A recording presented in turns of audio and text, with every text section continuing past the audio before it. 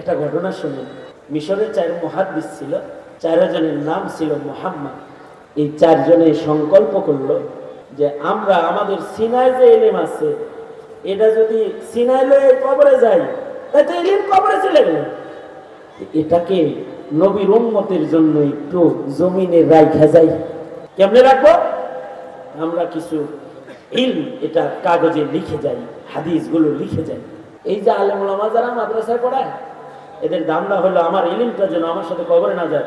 এই ছাত্রগুলারে পাগড়ি দেওয়া হয়েছে না, ওদের সিনায় ইলম ঢুকায়া দিয়ে এই উস্তাদ কবরের যাত্রী হইতেছে, মনে শান্তি। আল্লাহ ইলম দিছিলা সব কবরে লয়ে আসি নাই, ওগর ওগর সিনায় রেখেছি আল্লাহ, তুমি কবুল করো। এটা এই সকল আকাবিরদের দিলের ভেতরে এগুলো থাকে। এই 4 মুহাদ্দিসের দিলের ভিতরে এটা আছে। ইলম লয়ে যদি কবরে যাই, কবরে গেল না, ইলমটা কাগজে লেখা যায়। উপন্যাস লেখা আর ইলম লেখা এক জিনিস না। উপন্যাস লেখা আর ইলম লেখা কি এক জিনিস? ইলম লেখা কঠিন জিনিস। এ কারণে ইমাম বুখারী এক একটা হাদিস লিখতে যায় 2 রাকাত নামাজ, গোসল, পবিত্র পোশাক পরে, মুরাকাবা করে, তারপরে কলম কাগজ হাতে নিয়ে তারপরে লিখছে।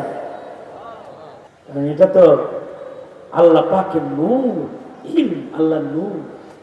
লিখতেও তো সময় লাগে। তারপরে আগের জমানা কাগজ কলমও তেমন নাই, বাঁশের কলম দোয়াতে ঢুকায়া কাগজে কলম রেখে তারপরে লিখতে হয়। 4 জনের লেখা শুরু করছে। কয়দিন লিখতে লিখতে টাকা পয়সা যা আছে শেষ, খানা দানা শেষ। না খায় তো লেখন যায় না। ক্ষুধার যন্ত্রণায় কি মানুষ বাঁচে? ক্ষুধার যন্ত্রণায় তো মানুষ মরে। খাইতে হইব না? 4 জনে বুদ্ধি করে, খামো কি? এই দোনো হাতে উপরে তোলেন, উপরে তোলেন। যারা যাওয়ার গেছে আপনারা তো রয়ে গেছেন, এবার ওয়াজ হয়তো তাড়াতাড়ি শেষ করতেছি না, এত সোজা না। বসেন বসেন, না হাত তুলে আবার ভয় পায়েন না। 1 ঘন্টা বসায় রাখার নিয়ত নেই। সোজা করেন, সোজা করেন, আঙুল খোলেন, নাড়াচাড়া দেন, জবান খুলেন, আওয়াজ করে চিৎকার করে বলুন সুবহানাল্লাহ। জোরে আওয়াজ করে বলুন আলহামদুলিল্লাহ, লা ইলাহা ইল্লাল্লাহ। আওয়াজ করে আল্লাহর বরত্ব বর্ণনা করে বুলন্দ আওয়াজে বলুন আল্লাহু আকবার।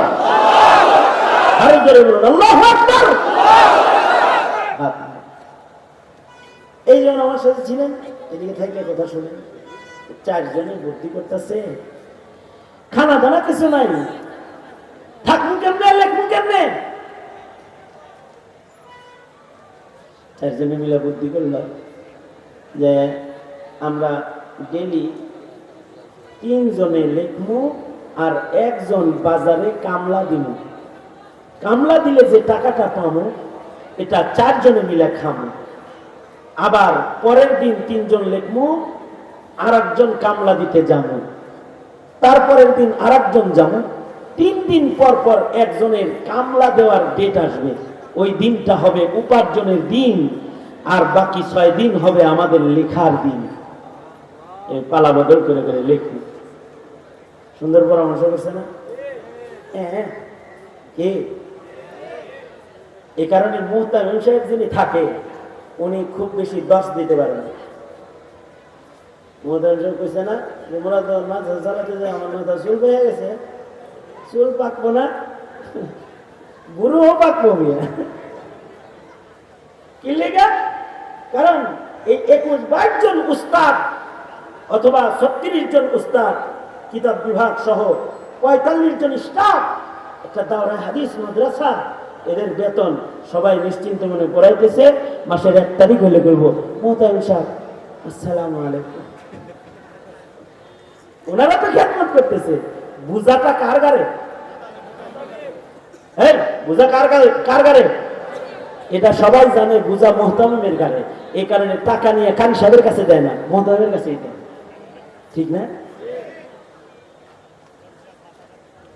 3 জনে লিখবে, কিন্তু বুঝা হলো 1 জনের গারে। যিনি কামলা দিব তার গারে 1 দিনের বোঝা। কামটা কিন্তু সুজা, যদিও 3 জনের বোঝা। কামাইব 1 জন, খাইব 4 জন। সমস্যা কি? আপনাদের ঘরে একজন কামাই করে 10 জন খায়, এমন আছে না? কিন্তু আপনার খানাটা হলো শুধু সন্তান লালন করার জন্য। আর এই 4 মুহাম্মাদের এক মুহাম্মদ যে কামলা দিবে, এটা হলো সরাসরি আল্লাহর নবীর জন্য, আল্লাহর নবীর ইলমকে হিফাজত করার জন্য। কত আনন্দ দিলের ভেতরে যে নবীর জন্য কিছু করতে পারতেছে। 4 জনে মিলা বুদ্ধি করে একজন একজন কাজ করার সিদ্ধান্ত নিয়ে নিল।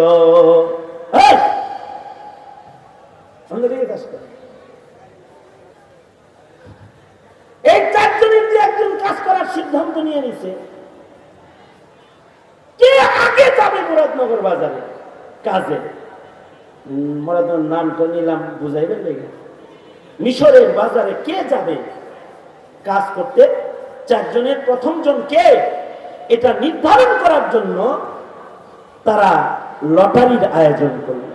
এই 4 জন চোখ বন্ধ করে নাম উঠাবি, তোরাতে যারটা উঠবো হে যাইব আমি, তোরাতে যদি তোরটা উঠে তুই যাবি, আমার নাম উঠলে আমরা যাব।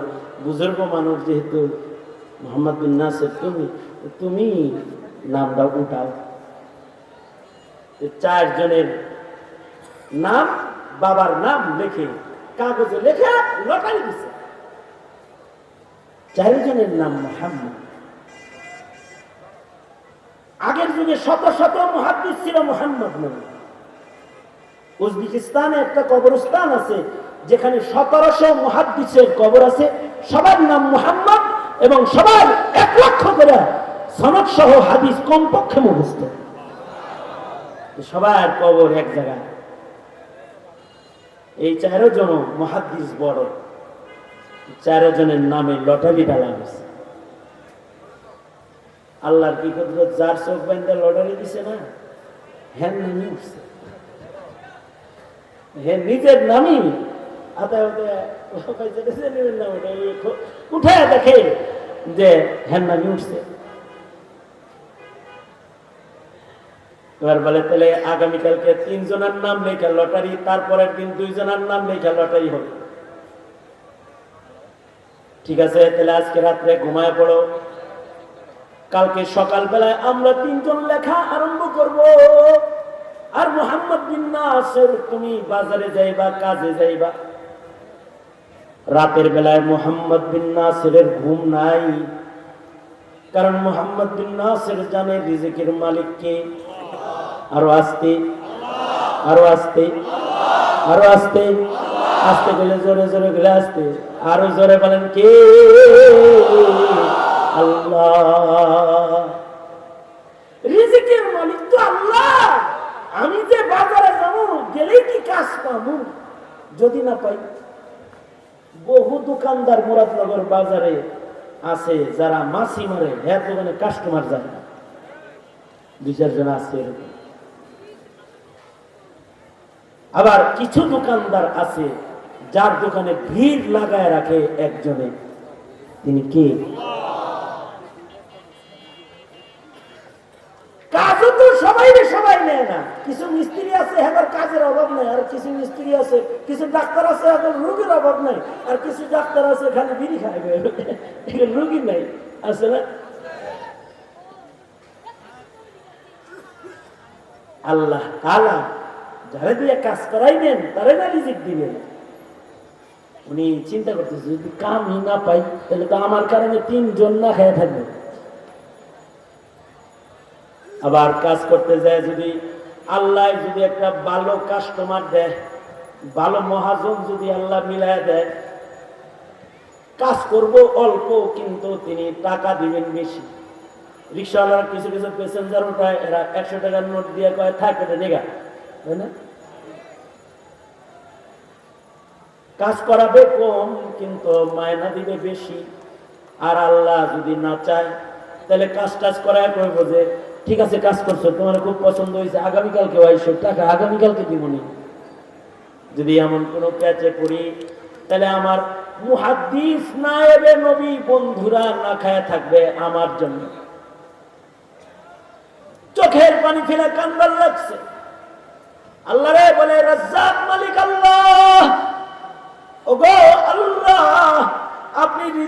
করেন, আল্লাহ বরকতের রিজিক আপনি দেন। রাতের বেলায় সালাতুল হাজাত পড়ে দোয়া করেছে, রাতের বেলায় ঘুমায় পড়েছে, শেষ রাত্রিতে সবাই জাগ্রত হয়েছে, তাহাজ্জুদের নামাজ আদায় করেছে, ফজরের নামাজ পড়ে, তাসবিহাত পড়ে, ইশরাক পড়ে, 3 মুহাম্মদে কাগজ কলম লয়ে বসে। আর এক মুহাম্মদ বিন নাসির, তিনি কাজ করার জন্য বাজারের দিকে রওনা করেছে দোয়া লইয়া। ওমাই ইয়াত্তাকিল্লাহ ইয়াজআল লাহু মাখরাজা ওয়া ইয়ারযুকুহু মিন হাইসু লা ইয়াহতাসিব। মুত্তাকির রিজিক তো আল্লাহ অনাকাঙ্ক্ষিত পাঠায়। এটা ইয়াহতাসিব না, লা ইয়াহতাসিব, হিসাব ছাড়া আহে। বান্দার হিসাব একরকম হয়, কিন্তু আল্লাহর দেওয়া আর একরকম হয়। মুহাম্মদ বিন নাসির বাজারের দিকে, মিশরের দিকে রওনা করেছে। কিছু দূর যাওয়ার পরে দেখে উটের পিঠ ভর্তি খাবার লইয়া সজ্জিত একটা কাফেলা এই পাহাড়ি এলাকার দিকে আসবার লাগছে। সামনাসামনি হয়ে গেলে সালাম হয়েছে। কাফেলার সর্দার জিজ্ঞাসা করে, আয় ভাই, তোমার নাম কি? কোথেকে আইছো? আমার নাম মুহাম্মদ বিন নাসির। আইছো কোন জায়গা থেকে? ওই ভেতরে আমরা থাকি। সেখান থেকে যাও কোথায়? যাই বাজারে। তুমি কি মুহাদ্দিস মুহাম্মদ বিন নাসির নাকি? জি, আমি মুহাম্মদ বিন নাসির, নবীর হাদিসের খাদেম, আমরা হাদিস লিখি। আগন্তক কাফেলা সর্দার বলে, তুমি তো এক মুহাম্মদ রে পাইলাম, নবী যে আরো 3 জনের নাম বলছে, ওরা কোথায়? ওরা কোন জায়গায়? মুহাম্মদ বিন নাসির বলে, ওরা হাদিস লিখতেছি। চলো যাই, আমার সাথে চলো, বাজারে যাওয়া লাগবে না। আরে রাতের বেলায় সরওয়ারে দু আলাম মুহাম্মাদুর রাসূলুল্লাহ সাল্লাল্লাহু আলাইহি ওয়াসাল্লাম এসে আমাকে বলেছে, আমি মিশরের বাদশা আহমদ, আমাকে নবীজি নির্দেশ করেছে তোমরা নবীর ইলমের খেদমত করবা। নবীর নির্দেশ, আমি তোমাদের খেদমত করব। খাবারের চিন্তা তোমার না, থাকার চিন্তা তোমার না, খেদমত করার চিন্তা ফিকির তোমার। তোমার খেদমত করার জিম্মা হলো আমি আহমদের। কোন কোন সময় মাদ্রাসাগুলোতে রাতের বেলায় মুহতামিম সাহেব কাঁদেন, আগামীকালকের বাজার কিভাবে হবে, কারে টেলিফোন করব, চিন্তা করতে থাকে। দেখা যায় টেলিফোন করার আগে ট্রাক ভর্তি চাল আসছে, নাম সারা। সুবহানাল্লাহ, আগামীকাল কি বললেন? সুবহানাল্লাহ। ট্রাক ভর্তি চাল এসে যায়, নাম সারা। কে দিছে? নাম বলেন, চাল পাঠায় দিছে। সুতরাং এত সময় বয়ান বুঝে থাকলে বলেন তো, আপনার আমার রিজিক দাতা কে? এ কারণে আল্লাহর রাসূল আশ্চর্য একটা জিকির আমাদের শিখাইছেন। আল্লাহর রাসূল বলেন, আল্লাহরে এই নামে ডাকবা, ইয়া রাযিকাত তিফলিস সাগীর। ছোট বাচ্চা, যে মায়ের পেটে বাচ্চা অথবা মায়ের কোলের বাচ্চা, এই বাচ্চা তো কোনো কাম করা জানে না, এ বাচ্চা হাঁটা জানে না, এ বাচ্চা কাজ করা জানে না, এ বাচ্চা কথা বলা জানে না, এ বাচ্চা চোখ খোলা জানে না, এ বাচ্চা কাউকে হুকুম দেওয়া জানে না। মায়ের পেটের ভেতরে এই বাচ্চাকে একজন রিজিক দেন, বছর ব্যাপী পালেন, 2 বছর পর্যন্ত হাওলাইন কামিলাইন মায়ের স্তনে বাচ্চার খাবার তৈরি করে মহান আল্লাহ বাচ্চাকে খাওয়ায়। তিনি রাজিক তিফলিস সগীর, ইয়া রাজিকাত তিফলিস সগীর। ছোট বাচ্চাকে তিনি খাওয়ায়, তুমি আল্লাহরে বলো, আল্লাহ আপনি না বাচ্চারে খানা দেনে ওয়ালা, তা আমার রিজিক কেন দিবেন না আল্লাহ? আমার রিজিক দান করেন। আল্লাহর কাছে রিজিক চাও, আল্লাহর কাছে ইজ্জত চাও, আল্লাহর কাছে হাকিমুল উম্মত থানবী বলে তোমার জুতার ফিতা ছিঁড়া গেলে এটাও আল্লাহর কাছে চাও। মাধ্যম হলো দোয়া। মাধ্যম কি? হযরত জাবের থেকে রিওয়ায়াত, দুই সময়ে দোয়া নিশ্চিত কবুল হয়। একটা হলো শেষ রাত, যখন ফেসবুক টিপে আপনারা ঘুমান, বুঝেছে কি?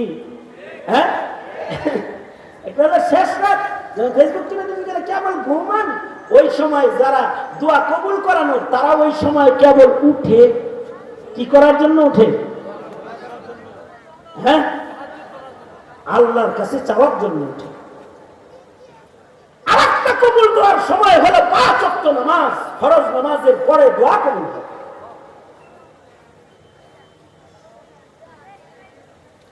5 ওয়াক্ত নামাজ আর কোনদিন কাজা হবে কারণ? কার কার হইব না? ইনশাআল্লাহ। 71 সুস্থে আপনি বাড়ি দেওয়া গেল, দোনো আত্মুল দোনো। কি জন্য? কারণ আমার যা লাগবে এটা আল্লাহর কাছ থেকে চাই নিতে হইব। তো এই জন্য কি করতে হইব? নামাজ পড়তে হইব, নামাজ পড়তে হইব। দলের কিছু খাও, এজন্য এত কিছু করে দাও, আর আল্লাহটা খাইব, আল্লাহটা করবে না। সুদা করেন বলেন, ইয়া আল্লাহ ওয়াদা করিতেছি আর কোনদিন নামাজ কাজা করব না। ইয়া আল্লাহ ওয়াদা করিতেছি রাতের বেলার নামাজ পড়ার চেষ্টা করব, অর্থাৎ তাহাজ্জুদ। ইনশাআল্লাহ, ইনশাআল্লাহ। একদল তো ক্ষমতার থেকে গেছে, কিন্তু আরেকদল ক্ষমতার জন্য আল্লাহর কাছে যদি না চেয়ে যদি শুধু দাদাদের দ্বারস্থ হয়, তাদের ক্ষমতাও তো টেকসই না। আজ আছে কাল নাই। যে ক্ষমতায় আসবে তাকে বলবো চেয়ারে থাকতে মোদির দিকে তাকানোর দরকার নাই, ট্রাম্পের দিকে তাকানোর দরকার নাই। আল্লাহর দিকে তাকান, আল্লাহর জমিনে আল্লাহর খেলাফা কায়েম করার সুযোগ করে দেন, তো আল্লাহ তাআলার জমিন আল্লাহ তাআলা চালাইবেন। ক্ষমতায় যদি আপনি মুজাহিদ হিসেবে থাকেন, তখন আপনি থেকে দিবেন, কেউ আপনার নামাবেন না, কারণ এটার মালিকও আল্লাহ। অর্থাৎ বান্দার জীবনে যা কিছু দরকার সব বান্দা চাইবে আল্লাহর কাছে। বান্দার মাথা যদি বলে এটা অসম্ভব, তারপরেও আল্লাহর জন্য তো অসম্ভব না। এটা আমরা বুঝি না, কিন্তু সাহাবী বুঝে। এ কারণে সাহাবী যুদ্ধে যাইতেছে তো গাধার পিঠে সওয়ার হয়ে যাইতেছে, গাধার রাস্তায় যায় মরে গেছে। আমরা হইলে মরা গাধা রেখে হাঁটা দিতাম। দোয়ার একটা আদব হলো ইয়াকিনের সাথে দোয়া করা। আমার আল্লাহ আমায় দিবেন, আমার আল্লাহ দেওয়ার শক্তি রাখেন, আমি যা চাবো তা দিতে পারেন। ইয়াকিন। সাহাবী ইয়াকিন নিয়ে 2 হাত তুলে আল্লাহর কাছে বলে, আল্লাহ পায়ে হাঁটা যাওয়ার ক্ষমতা আমার নাই, কিন্তু আমার কোনো সামান নাই, যে সামান দিয়ে আর একটা ঘোড়া আমি খরিদ করব, গাধা খরিদ করব। আল্লাহ আমার যুদ্ধে যাইতে হবে, আমি শহীদ হব, আমি গাজী হব। আপনি কাদের মুতলাক, আপনি মৃতকে জীবিত করনে ওয়ালা। ওগো আল্লাহ, আপনি আমার এই মরা গাধাটাকে এখন জীবিত করে দেন। সাহাবী ইয়াকিনের সাথে দোয়া করেছে। দোয়াটা শেষ হওয়ার সাথে সাথে হাদিসে আছে মরা গাধা লাফ দিয়া দাঁড়ায় গেছে।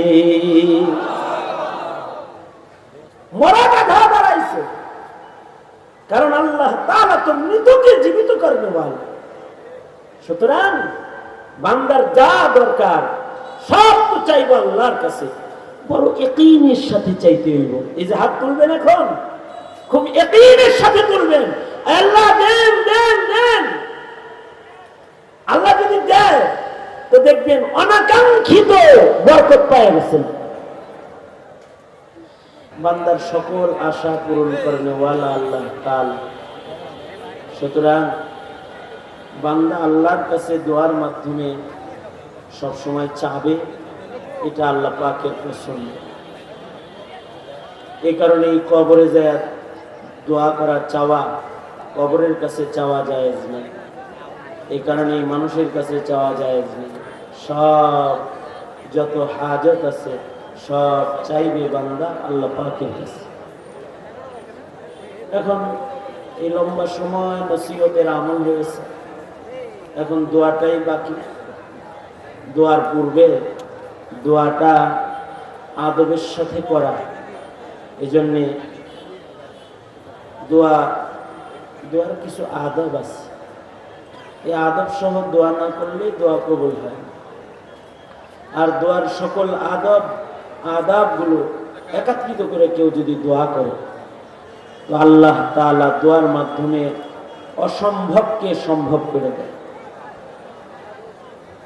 যেমন হযরত জাকারিয়া বৃদ্ধ বয়সে আলাইহিস সালাতু ওয়াস সালাম উনি দোয়ার মাধ্যমে সন্তান পেয়েছেন।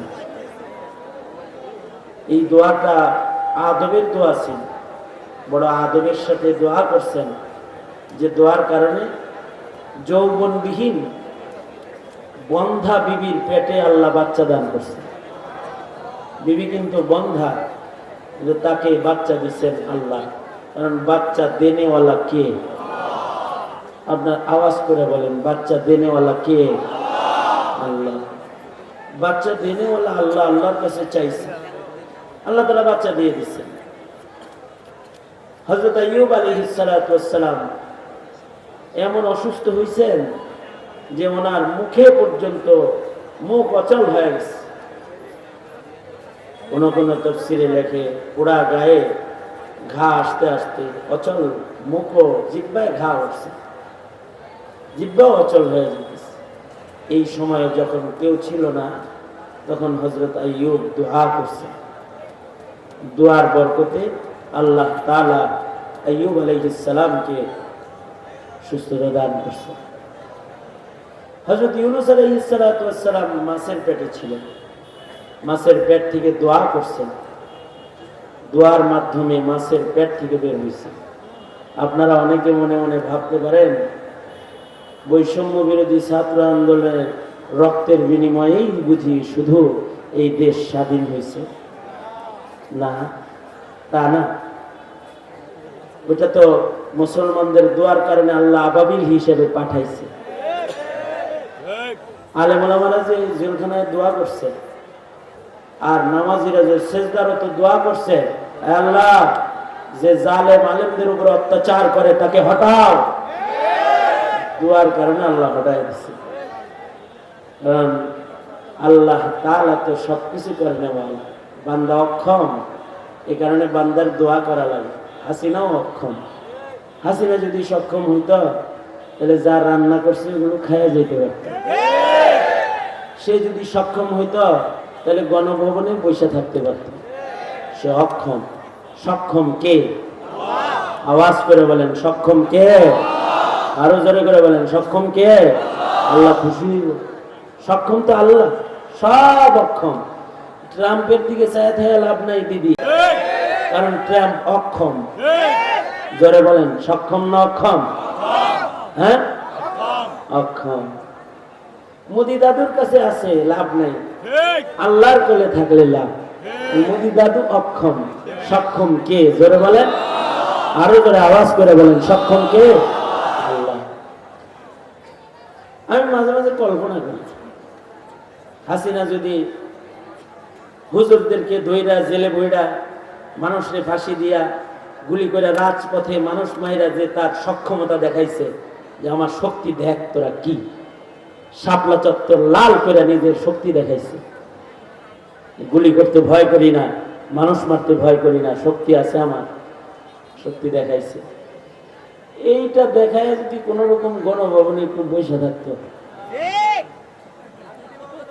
গণভবনে যদি বসে থাকতো তাহলে কি হইতো? আমি যখন গণভবনের পাশ দিয়ে গাড়ি নিয়ে যাই আর আসি, তখন গণভবন তাকায় দেখি কি আল্লাহ তাআলা ছাত্র জনতারে দিয়া গণভবনের ডবল গাঁথনির ইট খোলায় ফেলছে। তখন আমার মনে হয় হাসিনা যদি থাকতো তাহলে কষায় যেমন চামড়া ছিলে পশুর, চামড়া ছিলে ফেলতে হয়। আল্লাহ বাঁচাইছে, সে যে অক্ষম বুঝতে পারছে, বুঝতে আসে না, হেলিকপ্টারে উঠে পড়ছে। বুঝা থাকলে জোরে বলেন সক্ষম কে, আরো জোরে বলেন। যার কাছে সব আছে তিনি কে? বান্দার কাছে সব নাই, আল্লাহর কাছে, মোদির কাছে নাই, ট্রাম্পের কাছে নাই, ডক্টর ইউনূস সাহেবের কাছে, ডক্টর সাহেব মাননীয় প্রধান উপদেষ্টা আপনার কাছেও কিন্তু কিছু নাই, হাসিনার কাছেও ছিল না, আপনার কাছেও নাই। সুতরাং 17 কোটি মুসলমানের মাটিতে কখনো আল্লাহর দ্বীন, ইসলাম, কোরআন, সুন্নাহর খেলাফ কোনো কিছু করার চেষ্টা করবেন না, তাহলে দেখবেন হাসিনার মতো পালান লাগতেছে, কারণ আপনিও সক্ষম না। सरापा आजिज़ी होने ने बंदा कर दिया हमको, सरापा आजिज़ी होने ने बंदा कर दिया हमको, वगरना हम खुदा होते जो दिल बे आरज़ू होता, वगरना हम खुदा होते जो दिल बे आरज़ू होता। যদি আমাদের অক্ষমতা না থাকতো তাইলে আমরা খোদা হয়ে যেতাম, নমরুদের খোদাই সাবিত হয়ে যেত। কিন্তু নমরুদ অক্ষম, তাই ল্যাংড়া মশা ওরে বরবাদ করে দিয়েছে। ফিরআউন অক্ষম, এ কারণে তাকে নীল নদের পানি ডুবাইয়া দিয়েছে। ক্ষমতাধর যারাই আসে তারা অক্ষম, কোনো না কোনো উপায় আল্লাহ তাআলা আল্লাহর ক্ষমতা দেখায় দেয়। এ কারণে বুদ্ধিমান সব সময় যা চায় সব আল্লাহর কাছে চায়। এই দেশের আলেমরা কোটা বিরোধী আন্দোলন করে নাই, তলবে ইলমরাও করে নাই, ইমানদাররাও করে নাই। হ্যাঁ, কোটা বিরোধী আন্দোলন যারা করেছে তারা তাদেরকে সমর্থন করেছে, কিন্তু এর প্রবক্তা এদেশের আলেম ওলামা না। কোটা দিয়ে কি হইব? কটা চাকরি হবে। কারণ এদেশের ওলামায়ে কেরাম, ছাত্র তোলাবা জানে সরকারি চাকরির জন্য সরকারের কাছে আন্দোলন করে লাভ নাই, কারণ রিজিকের মালিক চাকরি না, রিজিকের মালিক কে? আরো করে আওয়াজ করে বলেন কে? আল্লাহ। এ পর্যন্ত সনদের স্বীকৃতি পেয়েছে কবে? আজ পর্যন্ত ছাত্রদের কোনো মানববন্ধন পাইছেন যে চাকরি চাই, চাকরি চাই না, রিস্ক দেখে। এ কারণে এদেশের আলেম ওলামারা এই যে মাদ্রাসা চালায়, যে আল্লাহর উপরে তাওয়াক্কুল, আল্লাহর বান্দারা চালায়, সরকার চালায় না, কোনো ব্যক্তি চালায় না, 10 জনের টাকায় চলে, আপনাদের টাকায় চলে। আল্লাহর বান্দারা গোপনে নিয়ে দিয়ে আসে আর বলে চালাই। এবং এই উস্তাদরা যে 20 বছর 25 বছর এখানে চাকরি করতেছে, কোনোদিন চিন্তা করে না যে আগামী মাসের মায়নাটা পাবো কি পাবো না, কারণ জানে রিজিক দাতা কে। জোরে আওয়াজ করে বলেন রিজিক দাতা কে? আল্লাহ। তোমার রিজিক চাবে আল্লাহর কাছে চাও। মাহফিলের আখিরি মুনাজাত এখন আল্লাহরে বলো যে আল্লাহ রিজিক দান করেন। সন্তান লাগবে, আল্লাহর কাছে চাও, বলো আয় আল্লাহ আপনি আমাকে সন্তান দান করেন। তোমার সুস্থতার দরকার, হযরত আইয়ুবের মতো আল্লাহর কাছে চাও, বলো আল্লাহ আপনি আমাকে সুস্থ করে দেন। ক্ষমতায় যাইতে মনে চায়, তাহলে সুলাইমান আলাইহিস সালামের মতো বলো রব্বি হাবলি মুলকান লা ইয়ামবাগি লি আহাদিন মিন বাদি। ক্ষমতা আল্লাহর কাছ থেকে চায় নিছে। আলহামদুলিল্লাহ, আলহামদুলিল্লাহ ওয়া কাফা ওয়া সালামুন আলা عباده الذين اصطفى أما بعد فأعوذ بالله من الشيطان الرجيم بسم الله الرحمن الرحيم وقال ربكم ادعوني أستجب لكم وقال النبي صلى الله عليه وسلم الدعاء مخ العبادة وقال النبي صلى الله عليه وسلم الدعاء هو العبادة أو كما قال عليه الصلاة والسلام اللهم صل على محمد وعلى آل محمد كما صليت على إبراهيم وعلى آل إبراهيم إنك حميد مجيد اللهم بارك على محمد وعلى آل محمد كما باركت على إبراهيم وعلى آل إبراهيم إنك حميد مجيد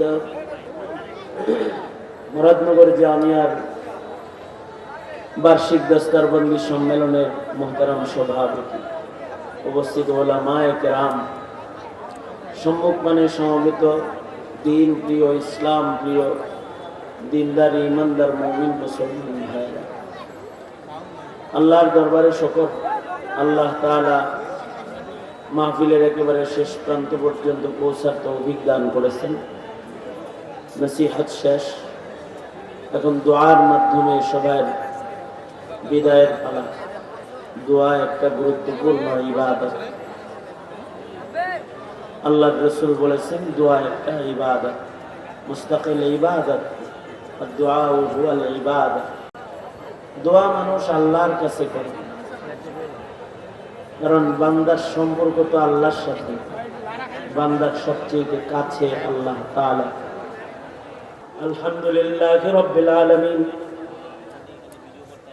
والصلاة والسلام على سيد الأنبياء والمرسلين محمد وعلى آله وأصحابه أجمعين ربنا ظلمنا أنفسنا وإن لم تغفر لنا وترحمنا لنكونن من الخاسرين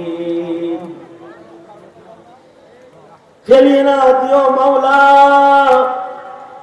ফেলিয়ে না দিও। গুনাহ যত করেছি আমরা ক্ষমা তুমি করিও। বান্দা আছে বন্দিগি নাই, শেষ করেছি জিন্দেগি।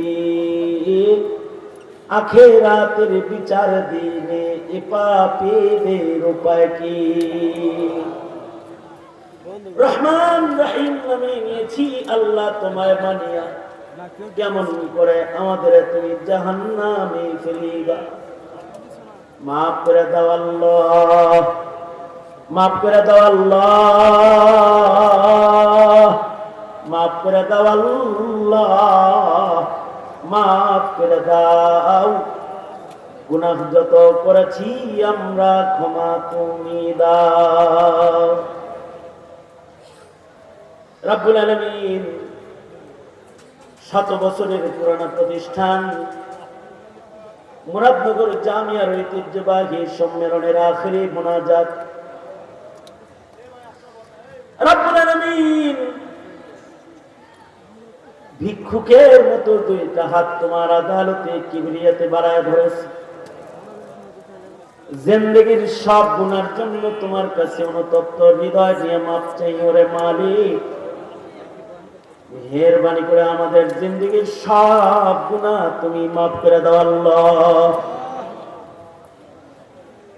জেনে না জেনে অন্ধকারে আলোয় গোপনে প্রকাশ্যে যত পাপাচার করেছি ক্ষমা করে দাও। বেপানাহকে পানাহ দাও, বেরুজিকে রুজি দান করো। অশান্তি দূর করে শান্তির ফয়সালা করো আল্লাহ রব্বুল আলামিন। 13 বছরের হাফেজ আলেমদেরকে একসাথে মাথায় আজকের মজলিসে দস্তার দেওয়া হয়েছে।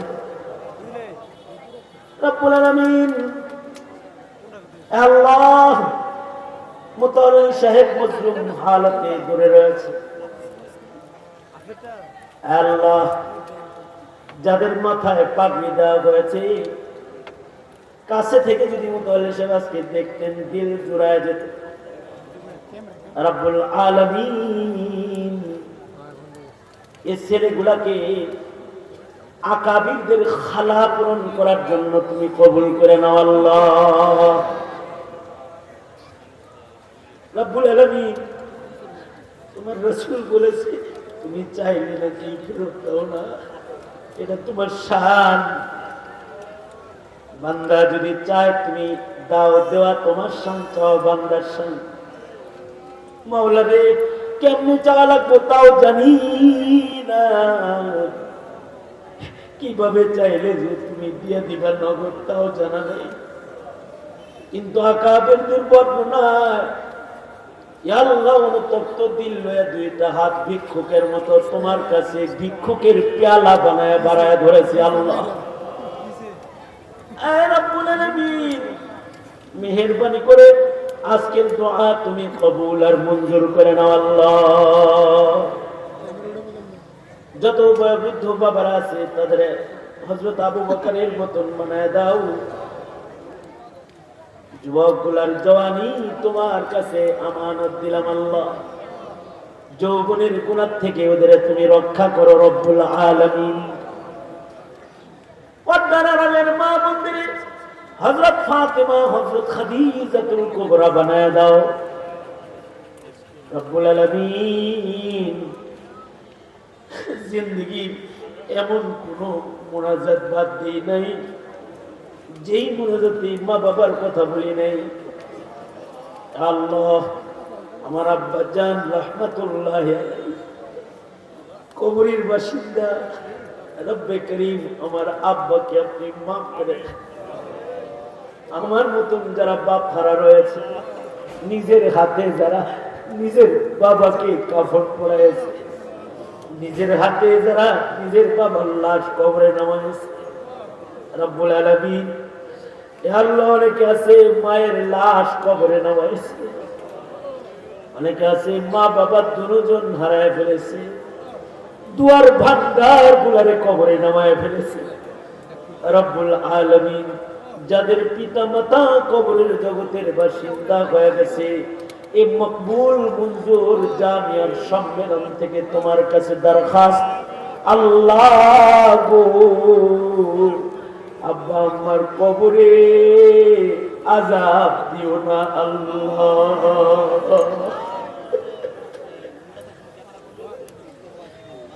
রব্বুল আলামিন, যাদের আব্বা আম্মা আছে হায়াত বাড়ায় দাও, বেশি বেশি করে খিদমত করতে পারে করো। যাদের ঘরে অসুস্থ রোগী রয়েছে মাফ করে দাও, শিফা দাও ইয়া আল্লাহ। মুফাজ্জল হোসেন কায়কোবাদ সাহেবকে ইয়া আল্লাহ আমরা দেশের সন্তান, ঘরের সন্তান ঘরে ফিরায় দাও। আরো যত মজলুম আছে তাদের মাফ করে দাও। আমাদের সকল মরহুমিনদেরকে জান্নাত দিয়ে দাও আল্লাহ। ফিলিস্তিনের নারী শিশুর ইয়া আল্লাহ কষ্টের চিত্র আমাদের বুক ফাটায় রব্বুল আলামিন। আমরা দুর্বল, আমাদের কিছু করার নাই, দোয়া করেছে আর কোনো হাতিয়ার নাই। আল্লাহ, ফিলিস্তিনকে আজাদ করে দাও আল্লাহ, মসজিদুল আকসাকে আজাদ করে দাও রব্বুল আলামিন। সারা দুনিয়ার মজলুমদের জন্য মদদ পাঠায় দাও। জানি না গো আল্লাহ, কোন দোকানের কাফন আমাদের জন্য রেডি হয়ে গেছে, কোন সফের বাস না জানি পাইয়ে গেছে, কখন জানি মসজিদের কোনার পালকি বাড়ির দুয়ারে দাঁড়ায় যায়। কবরের পালকি পাঠানোর আগে আমাদের নাম তোমার প্যারা বান্দার দপ্তরে উঠায় দিও আল্লাহ। আদর করিয়া মানুষ আল্লাহ বানায়া, কেমনি দিবা জাহান্নামে ফেলিয়া। মাফ করো মাফ করো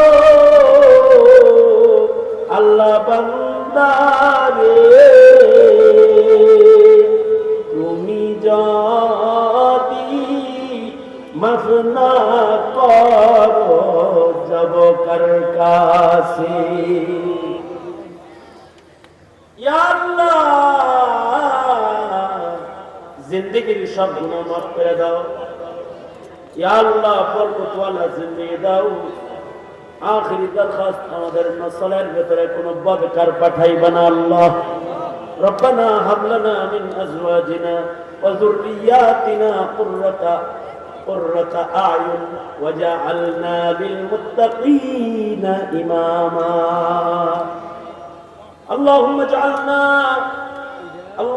اجعلنا من عبادك الصالحين. اللهم اجعلنا من عبادك الصالحين. اللهم اجعلنا من التوابين. اللهم اجعلنا من عبادك الصالحين الغر المحجلين الوفد المتقبلين. اللهم أحيني مسكينا وأمتني مسكينا واحشرني في زمرة المساكين. اللهم أحينا مسلما وأمتنا مسلما. اللهم أحيني ما علمت الحياة خيرا لي وتوفني إذا علمت الوفاة خيرا لي. اللهم أرزني بقضائك وبارك لي فيما قدر لي حتى لا أحب تعجيل ما أخرت ولا تأخير ما عجلت.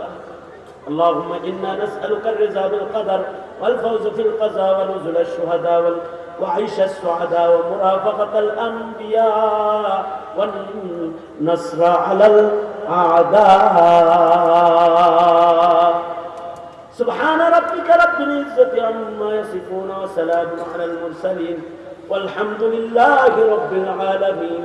آمين آمين برحمتك يا أرحم الراحمين. السلام عليكم ورحمة الله وبركاته. আলহামদুলিল্লাহ। সম্মানিত মুরাদনগরবাসী, আপনাদের শুকরিয়া আদায় করি। সেই দুপুর লগ্ন থেকে গভীর রাত পর্যন্ত আপনার আর আলেম ছাত্রদের মাথায় সম্মাননা পাগড়ি দেওয়া হচ্ছে। এটা তাদের বহুত স্বপ্ন। গত 13 বছর আমরা ছাত্রদের মাথায় পাগড়ি দিতে পারি নাই। আজ আমি আপনাদেরকে একটা কথা বলি। আমি কালকে আমার মতো অনেকে বলতেছিলাম যে আমার মাথার চুলগুলো শুধু মুরাদনগর মাদ্রাসার মাহফিলের টেনশনে পেকে গেছে। এই প্রতিটা বছর মাহফিল আসলে হয় পুলিশি বাধা, না হলে কেডারি বাধা, বিভিন্ন ধরনের প্রতিবন্ধকতা। আমার মাহফিলের বক্তা হযরত মাওলানা হাসান জামিল হাফিজাহুল্লাহ এই মাহফিলের স্টেজের পিছনে এসে চলে গেছেন। ওনাকে আমি স্টেজের উপরে উঠাতে পারি না। এইভাবে বহু আলেম, আমি লজ্জিত হয়েছি ওনাদের সামনে, মঞ্চে ওনাদেরকে উঠাতে পারি নাই। সেই মাহফিলটার আগে মনের মধ্যে একটা প্রশান্তি ছিল যে আলহামদুলিল্লাহ অন্তত কোনো গাদ্দারি করে আল্লাহর কোরআনের মাহফিল বন্ধ করতে পারবে না। আল্লাহ যাতে এই পরিবেশ, যে রক্তের বিনিময়ে পরিবেশ অর্জিত হয়েছে, ওলামায়ে কেরাম বলেছেন, আমাদের অবিসংবাদিত নেতা আপনাদেরকে বলেছেন, আল্লাহর কসম, যেই বৈষম্য বিরোধী আন্দোলনে 2024 সালের সফলতা এসেছে, এই বৈষম্য বিরোধী আন্দোলনের সূচনা হয়েছিল শাপলা চত্বরে আলেমদের রক্তের মাধ্যমে। সুতরাং আমরা সর্বোচ্চ কুরবানি দিয়ে আমাদের মুরব্বীদের দিক নির্দেশনা লক্ষ্য করে ফলো করে এই বিজয়কে ধরে রাখতে হবে। বিভিন্ন ভাবে ষড়যন্ত্র হচ্ছে, কখনো আনসার বাহিনী রূপে ফিরে আসে, কখনো টোকাই বাহিনী রূপে ফিরে আসে, কখনো রিক্সাওয়ালা ভাবে ফিরে আসে, কখনো সাদিয়ানি বাহিনী দ্বারা ফিরে আসে, কখনো ইসকন দ্বারা ফিরে আসে। যত রঙে ধরো না কেন, আমরা কিন্তু তোমাদেরকে চিনি। প্রতিহত করতে হবে, যাতে করে আমাদের দেশে কোরআনের কথা নির্বিঘ্নে বলা যায়, কোরআনের জলসা নির্বিঘ্নে করতে পারে, কোন মাদ্রাসার মওতাইমের চোখের পানি না ধরে, কোন তালেবে ইলম চার দেওয়ালের ভিতরে বন্দী হয়ে চোখের পানি না ফেলে। আল্লাহ আমাদের এই বিজয়কে ধরে রেখে খেলাফত কায়েম করা পর্যন্ত আমাদের নেতার মুরব্বীদের পরামর্শ মতো সামনে অগ্রসর হওয়ার তৌফিক দান করে।